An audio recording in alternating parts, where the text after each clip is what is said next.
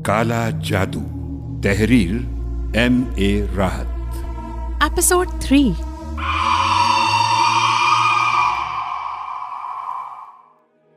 जूते उतार कर आराम से बैठ जाओ मसूद मियाँ, रात को बात करेंगे। कुछ पढ़ोगे? वैसे यहाँ तुम्हें अपने मतलब की कोई किताब नहीं मिलेगी, मजबूरी है। आराम से बैठो, कोई तकल्लुफ मत करो। जी बेहतर, मैंने आहिस्ता से कहा। एक खास बात मैंने महसूस की थी, वो ये कि हकीम साहब इसके बाद उस कमरे से गए नहीं थे। एक बार बच्चा उन्हें किसी काम से बुलाने आया तो उन्होंने कहा, हम नहीं आ सकते शकील मियाँ, 8:30 बजे 2 आदमियों का खाना भिजवा देना, इससे पहले मत आना। फिर वो चाय नमाज पर जा बैठे। वक्त मुश्किल से गुजर रहा था। हमने साथ खाना खाया। फिर मैं हकीम साहब की हिदायत पर वहीं एक दीवान पर लेट गया। 10:30 बजे हकीम साहब उठे। उन्होंने पूरे कमरे के 3 चक्कर लगाए और फिर मुझसे बोले, उठो मियाँ, बैठ जाओ। मैं उठकर बैठ गया था। हकीम साहब मुझसे कुछ फासले पर मेरी तरफ पुश्त करके बैठ गए। फिर उन्होंने कहा, जो कुछ कहोगे सच कहोगे, वादा करो। जी सच कहूँगा। क्या किस्सा था? मैं रेस खेलता हूँ, जुआ भी खेलता हूँ। कोई ऐसा अमल करना चाहता था जिससे मुझे कोई पुरस्कार कुव्वत हासिल हो जाए। यही मेरा अंदाजा था। खैर आगे कहो, उन्होंने कहा और मेरी जुबान चल पड़ी। मैंने उन्हें साधु के मिलने का वाकया, हड्डी का हुसूल, उसके बाद उस शैतान का हुक्म, पीर फागन के मज़ार की सीढ़ियां और वहां से गिरने का वाकया और फिर बाद के सारे वाकयात सुना डाले। मेरा दिल दहशत से कांप रहा था। इससे पहले मैंने जब भी ये दास्तान दोहराने की कोशिश की थी, मेरे आज़ा ने मेरा साथ नहीं दिया था और मेरी बुरी हालत हो गई थी। लेकिन इस वक्त मेरी जुबान ने मेरा साथ दिया था। मेरे अंदर एक अनजानी खुशी की लहर बेदार हो रही थी। उसका हुलिया तो बताओ जरा, हकीम साहब बोले। कद बहुत छोटा था, सर गंजा था, ऊपरी बदन नंगा और गले में जिनियो। दफतन मेरी जुबान रुक गई। कमरे का मंजर बेहद पुरस्कार था। सामने की दीवार पर मेरा और हकीम साहब का साया पड़ रहा था और मेरी निगाह कई बार उन सायों पर पड़ चुकी थी। लेकिन अचानक ही मुझे एक तीसरा साया मुतहर्रिक नजर आया। ये एक पतली सी रस्सी का साया था जो हिल रही थी और उसके सिरे से कोई फैली हुई चीज बंधी हुई थी। रस्सी तेजी से लंबी होती जा रही थी। लटकी हुई शय मेरे चेहरे के ऐन सामने पहुंच गई। ओह, वो एक बहुत बड़ी मकड़ी थी। उसकी आंखें मटर के दानों के बराबर और गहरी सुर्ख थी और वो मेरे चेहरे के ऐन सामने झूल रही थी। दहशत से मेरा लहू मेरी रगों में मुंजमद हो गया। मैंने चीखने की कोशिश की तो मेरा गला भींच गया। जुबान इस तरह अकड़ गई कि मैं उसे जुम्बिश न दे पाया। हकीम सईदुल्लाह मेरी इस कैफियत से बेनियाज मेरी तरफ पुश्त किए शायद मेरे आगे बोलने का इंतजार कर रहे थे। अपने बदन के लेजदार मादे से बने हुए तार में झूमती हुई मकड़ी मेरे चेहरे के सामने आकर रुक गई थी और मैं उसका नन्हा सा चेहरा देख रहा था। वही मनहूस साधु था। कोई और उसे दूर से देखता तो वो मकड़ी के सिवा कुछ नजर नहीं आता, लेकिन मैं उसके चेहरे को पहचानता था। वो शैतानी अंदाज में मुस्कुरा रहा था। मेरे कानों में हकीम सईदुल्लाह की आवाज उभरी, बोलते रहो मियाँ, डरने की कोई जरूरत नहीं। मैंने एक बार फिर पूरी कुव्वत सर्व करके बोलना चाहा, लेकिन आवाज ने साथ नहीं दिया। अलबत्ता मकड़ी ने अपनी आंखों से मुझे इशारा किया था। पहले तो मैं कुछ नहीं समझ पाया, मगर दूसरी बार मकड़ी ने अपनी मनहूस आंखों से मुझे इशारा किया। तब मेरी निगाह पीतल के उस 2.5 फुट लंबे गुलदान पर पड़ी जो मुझसे 2 गज के फासले पर रखा हुआ था। उसमें सुबह के बासी फूल सजे हुए थे। हकीम साहब ने फिर कहा, मसूद मियाँ, मुझे उसका हुलिया बताओ। उसका नक्शा बना रहा हूँ, तुम्हारी तरफ रुख नहीं कर सकता। साधु ने मुझे कड़ी नजरों से देखा। उसकी सुर्ख आंखों में बेपनाह चमक पैदा हो गई थी और वो सुर्ख लकीरें मेरी पेशानी की हड्डी में जैसे सुराख करने लगी थी। मैं दर्द कर्ब से बेचैन हो गया। उसी वक्त पीतल का गुलदान अपनी जगह से बुलंद होकर फजा में परवास करता हुआ खुद ब खुद मुझ तक आ गया। मेरे दोनों हाथों ने उसे अपनी गिरफ्त में ले लिया और जैसे किसी ने मुझे उठाकर खड़ा कर दिया। मेरा दिल चाह रहा था कि चीख कर सईदुल्लाह साहब को उस खतरे से आगाह कर दूं जो उन्हें पेश आने वाला था, मगर ये करना मेरे बस में नहीं था। मेरे आज़ा अब मेरे कब्जे में नहीं थे। मेरा जहन तिलिस्मी रोशनियों में जकड़ता जा रहा था जो मेरे दिमाग में दाखिल हो चुकी थी। मेरे कदम मेरे ना चाहने के बावजूद भी सईदुल्लाह साहब की तरफ बढ़ रहे थे। मेरा रुआं रुआं फरियाद कर रहा था, मगर मैं बेबस था। मेरे हाथ सर से बुलंद हो चुके थे। सईदुल्लाह साहब मेरी मुसलसल खामोशी से परेशान हो गए। उन्होंने किसी कदर नाखुशगवार लहजे में कहा, मियाँ कुछ मुंह से तो बोलो, तुमने हमारी सारी मेहनत। ये कहते हुए उन्होंने पहलू बदला और रुख तब्दील कर दिया, लेकिन मैं उनके बिल्कुल नजदीक था। मेरे हाथ बुलंद हो चुके थे और कोई 3 किलो वजनी गुलतान उनके शाने पर जा पड़ा। हकीम साहब के मुंह से एक दिलखराश चीख निकली। मेरा हाथ दोबारा बुलंद हो गया था। हकीम साहब ने बेख्तियार सर का दिफा करते हुए कलाई सामने कर दी और गुलदान की ज़रब से उनकी कलाई चकनाचूर हो गई। इस बार वो पहले से भी ज्यादा जोर से चीखे थे और इसके साथ ही उन्होंने दरवाजे की तरफ दौड़ लगाई थी, मगर कदमों ने एक लंबी जख्म भरी और मैं दोबारा उनके करीब पहुंच गया। हकीम साहब काफी जोर से दरवाजे से टकराए थे और एक जोरदार धमाका हुआ था, मगर मैं हर एहसास से बेनियाज उन्हें हलाक करने के दरपे था। हकीम साहब ने दरवाजे का सहारा लेकर उठना चाहा, मगर इस बार गुलदान उनके सर पर पड़ा था। ज़ईफ और कमजोर आदमी थे। हाय की एक मध्यम सी आवाज उनके होठों से खारिज हुई और इसके बाद वो बेसुध हो गए, लेकिन मेरे हाथ नहीं रुके। गुलदान की मुसलसल ज़रबें मैं उनके जिस्म के मुख्तलिफ हिस्सों पर लगाता रहा था और उनके अहले खाना ने उनकी चीखें और अंदर होने वाली धमाचौकड़ी सुन ली थी। चुनाचे सब दरवाजे पर आ गए और बाहर से दरवाज़ा पीटा जाता रहा। फिर उस पर जोरदार ज़रबें पड़ने लगी और अचानक मुझे होश आ गया। मैंने उस मनहूस मकड़ी की जानिब देखा, मगर अब उसका नामो निशान नहीं था। बाहर से लगने वाली ज़रबों से दरवाजे की चटखनी के स्क्रू उखड़ गए और बहुत से लोग भर्रा मार कर अंदर दाखिल हो गए। उनमें औरतें, बच्चे और जवान आदमी भी थे जो शायद हकीम साहब के बेटे थे। और फिर सब भयानक आवाज़ों में चीखने लगे। उन्होंने हकीम साहब का कुचला हुआ जिस्म देख लिया था। न जाने क्या क्या आवाज़ें सुनाई दे रही थी, कौन क्या कह रहा था। मेरे हवास काबू में न थे। दिमाग साएं साएं कर रहा था। शायद मुझे मारा भी जा रहा था, मगर बदन को चोट लगने का एहसास भी नहीं था। और फिर मेरे चारों तरफ तारीकी छा गई।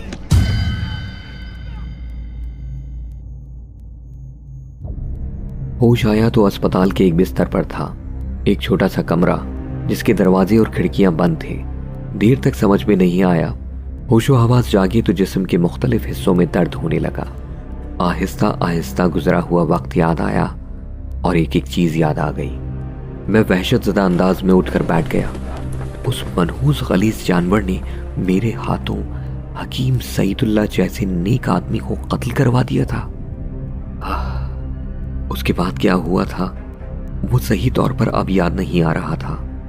मैं बिस्तर पर पांव लटकाकर बैठ गया। फिर दरवाजा थोड़ा सा खुला। किसी ने झांक कर अंदर देखा और फौरन ही दरवाजा बंद हो गया। लेकिन चंद ही लम्हात के बाद फिर खुला और एक जबरदस्त जिसामत का मालिक पुलिस ऑफिसर कमरे में दाखिल हो गया। उसके पीछे चंद कांस्टेबल थे और उसके बाद एक डॉक्टर एक नर्स के साथ कमरे में दाखिल हुआ।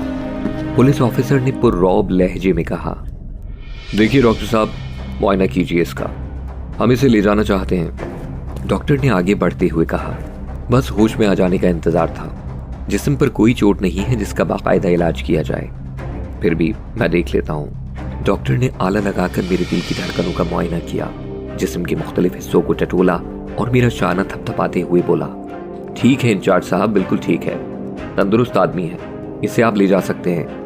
इंस्पेक्टर ने अपने साथी कांस्टेबलों को इशारा किया और उन्होंने मेरे हाथों में हथकड़ियां डाल दी। मैं हैरतज़दा होने के साथ साथ इंतहाई खौफज़दा भी था और खौफ के इस आलम में मुझे महसूस हो रहा था जैसे मेरा दिल बंद हुआ जा रहा था। होंठ खुश्क हो रहे थे, ताहम होशो हवास उस वक्त मुकम्मल तौर पर बहाल थे। सिवाय जिस्म के कुछ हिस्सों के दर्द के और कोई कमी महसूस नहीं हो रही थी। इंस्पेक्टर ने मुझे गर्दन से पकड़कर उठाते हुए कहा, चलो आगे बढ़। खामोशी के सिवा कोई चारा नहीं था। किसी से कुछ कहने के लिए अल्फाज भी नहीं थे मेरे पास। बेचारगी के अंदाज में कमरे के दरवाजे से बाहर निकला तो ये देखकर दिल हलक में आ गया कि बाहर सभी मौजूद थे। मामू रियाज, वालिद साहब और वालिदा, छोटी बहन और भाई, सभी के चेहरे इस तरह मुरझाए हुए थे जैसे उन पर खिजा आ गई हो। वालिदा साहिबा मुझे देखकर पछाड़ें खाने लगी। वालिद साहब ने दोनों हाथों से मुंह छुपा लिया। छोटी बहन दोनों हाथ फैलाकर आगे बढ़ी और बोली, भाईजान, भाईजान। लेकिन इंस्पेक्टर ने हाथ में पकड़ा हुआ डंडा सामने करते हुए कहा, नहीं बीबी, खुद को संभाले रखो, करीब आने की इजाजत नहीं है। ये मुजरिम है, कातिल है, इससे दूर रहो। बहन न जाने क्या क्या कहने लगी। मेरे कान एक बार फिर सनसनाने लगे थे। वालिद साहब बेचारे चेहरे से हाथ ही न हटा पा रहे थे। अलबत्ता मामू रियाज ने हिम्मत करके मेरे करीब पहुंचते हुए कहा, फिक्र न करना मसूद मियाँ, हम तुम्हारी जमानत कराने की भरपूर कोशिश करेंगे। बिल्कुल फिक्र मत करना, जो कुछ भी बन पड़ेगा हमसे, हम तुम्हारे लिए जरूर करेंगे। मामू रियाज कहते रहे, लेकिन मैंने उनकी किसी बात का कोई जवाब नहीं दिया। माँ और बहन की कैफियत देखकर दिल फटा जा रहा था। जी चाह रहा था कि दौड़कर माँ से लिपट जाऊं। उनकी आवाजें कानों में गर्म शीशे की मानंद उतर रही थी। छोटा भाई भी आंखें फाड़े मुझे देख रहा था। हर शख्स की ऐसी कैफियत थी कि तसव्वुर करता तो सीना फट जाता। फिर वो सब पीछे रह गए। माँ की आवाजें अब भी मेरे कानों में गूंज रही थी। मुझे गाड़ी में बिठा दिया गया और बाकी सब लोग पीछे रह गए। अब मैं मुकम्मल तौर पर इंस्पेक्टर के रहमो करम पर था। कुछ ही देर के बाद हम थाने पहुंच गए और मुझे लॉकअप में बंद कर दिया गया। किसी ने मुझसे कुछ नहीं कहा। इंस्पेक्टर चला गया और मैं लॉकअप में जमीन पर बैठकर दीवार से टेक लगाए गुजरे हुए वाकयात पर गौर करने लगा। अब इतना भी अहमक नहीं था कि इस भयानक सूरत हाल को नहीं समझ पाता। मैंने एक कत्ल किया था और बड़ी वहशत और दरिंदगी के आलम में किया था। हकीम सईदुल्लाह मेरे हाथों मारे गए थे और अब अगर मैं किसी से कहता कि उन्हें कत्ल करने वाला मैं नहीं था तो लोग हंसने के अलावा कुछ न करते। चुनाचे ऐसी बातें करना ही हिमाकत थी। दरवाजे के सामने मौजूद पहरा देने वाला संतरी मुझे अजीब सी नजरों से देख रहा था। मैंने गर्दन झुका ली और आंखें बंद कर ली। दिन गुजर गया। गालिबन मैं पिछली रात बेहोश रहा था और इस वक्त दिन के तकरीबन 11:30 बजे थे। बहरहाल शाम हो गई। रात को मुझे सलाखों के पीछे से रोटी और सालन दिया गया और साथ ही पानी का एक गिलास भी। एक कांस्टेबल ने ही ये चीजें रखी थीं और खामोशी से वापस मुड़ गया था। मैं दिन भर का भूखा प्यासा था, लेकिन उन चीजों की तरफ रुख करने का भी जी नहीं चाह रहा था। बस तरह तरह के ख्यालात जी में आ रहे थे। अब क्या होगा? खास तौर से माँ की हालत से मैं बहुत दिल गिरफ्ता था। मेरी माँ मेरे गम में मर जाएगी। क्या ये सब मेरा ही कसूर है? क्या मैं एक नागहानी मुसीबत में तो नहीं फंस गया हूं? लेकिन अगर पसे मंजर में निगाह दौड़ा था तो सचमुच सारा कसूर अपना ही नजर आता था। वही सारी चीजें जहन में आ जाती थी। कायनात में बसने वाले मेहनत मजदूरी करके अपना पेट पालते थे। अगर मेरी तरह से हर शख्स उन आसान रास्तों को तलाश करने की कोशिश करे तो कारोबार हयात मुअत्तल हो जाए। ये सब कुछ गैर फितरी था, नाजायज था, अल्लाह के बनाए हुए उसूलों से इनहिराफ था और इसी इनहिराफ की मुझे सजा मिली थी। तो मैं इसी सजा का मुस्तहिक और अब बाद में पछताने से कुछ नहीं मिल सकता। हाँ, ठंडी सांस लेकर खामोश हो गया। पहरा देने वाले संतरी ने जब काफी देर बाद खाना इसी तरह रखे हुए देखा तो चेहरे पर हमदर्दी सजाए हुए मेरे पास पहुंच गया। खा ले बाबू, खा ले। बुरा काम करते हुए कुछ नहीं सोचते तुम लोग। जुनून में इतने आगे बढ़ जाते हो कि अल्लाह की बनाई हुई जिंदगी को खत्म कर देते हो और बाद में पछताते हो। खाना तो तुझे खाना ही पड़ेगा। आज ना सही कल खाएगा। ये पेट का पीछा छोड़ता है। मैंने उदास निगाहों से संतरी को देखा। हालात से बेखबर इंसान इससे ज्यादा और क्या कह सकता था। फिर मैंने आहिस्ता से कहा, भाई इस वक्त भूख नहीं है, बाद में खा लूंगा। तेरी मर्जी है, मगर तूने ऐसा क्यों किया? अल्लाह बेहतर जानता है गुनाहों की सजा। हाँ, अल्लाह से हमेशा तौबा करनी चाहिए, संतरी ने कहा। खाना उसी तरह रखा रहा। रात हो गई। आंखें बंद करके घुटनों में सर देकर ख्यालात की दुनिया में खो गया। कोई फैसला नहीं किया जा सकता था। जाहिर है जो कुछ हुआ था उसमें मेरा अमल भी बराबर शामिल था। अगर सोच का अंदाज वो ना होता तो शायद ये सब कुछ भी ना होता। नींद अलबत्ता फराग दिल है, उसने अपनी आगोश मुझसे नहीं छीनी थी और रात के किसी हिस्से में मेरी आंखों में आ बसी थी और उसी की मेहरबानी ने मुझे सोचों के दुख से निकाल दिया। मैं उस वक्त जागा जब सूरज की किरणें चारों तरफ फैल चुकी थी और एक रोशन दिन निकल आया था। लेकिन आज ये रोशन दिन बड़ा तकलीफदेह महसूस हुआ। काश इतनी तवील नींद आ जाए कि सोचने का मौका ही ना मिल सके। दिन के 12:30 बजे होंगे जब मैंने मामू रियाज को देखा। काले सूट में मलबूस एक साहब के साथ लॉकअप के दरवाजे की तरफ आ रहे थे। उन्हें देखकर मैं खड़ा हो गया। मामू रियाज बहुत खुश मिजाज इंसान थे, हर वक्त हंसने हंसाने के आदी। मैंने आज से पहले उनके चेहरे पर कभी संजीदगी देखी ही नहीं थी, सिवाय उन पिछले चंद दिनों के जब से मैं इस अजाब का शिकार हुआ था। लेकिन इस वक्त उनकी सूरत देखी न जा रही थी। अचानक ही जैसे बूढ़े हो गए हों, लड़खड़ाते कदमों से मेरे करीब आए। काले कोट वाले साहब ने कहा, कहो मियाँ, कोई तकलीफ तो नहीं हुई? मारा पीटा तो नहीं किसी ने तुम्हें? नहीं, मैंने आहिस्ता से जवाब दिया। मेरा नाम जमीरुद्दीन है और मैं तुम्हारा वकील हूं। देखो मियाँ, मुझसे कुछ छुपाने की जरूरत नहीं है। वकील ने कहा, मसूद मियाँ, हम तुम्हारी जमानत की कोशिश कर रहे हैं। वकील साहब को सब कुछ साफ साफ बता दो। मामू की इस बात पर मैंने अजीब सी निगाहों से मामू को देखा और अपने जहन को टटोला। जुबान पर कोई बोझ नहीं था, दिमाग आजाद था, यानी जो चाहूं कह सकता हूं।